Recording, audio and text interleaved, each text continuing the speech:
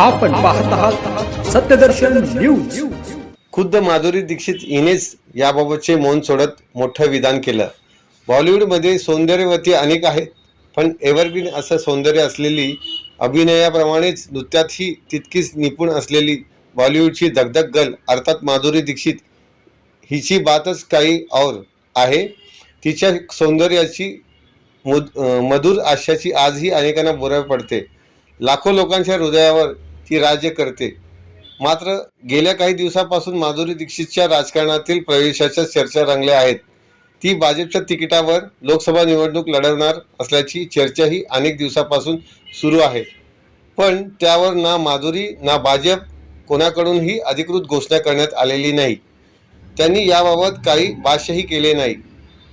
पण आता खुद्द माधुरी दीक्षित हिनेच याबाबतचे मौन सोडत मोठं विधान केलं आहे।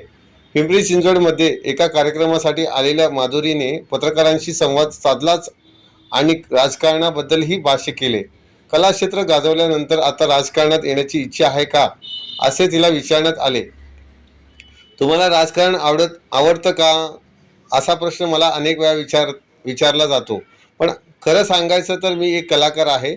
माझी जी कला आहे त्याच्यात माझा चांगला जम बसला आहे, त्यात मला रस आहे। राजकारण मला माहीत नाही, राजकारण माझी वृत्ती नाही किंवा ते माझं क्षेत्र नाही, असं माधुरी दीक्षितने स्पष्ट केलं।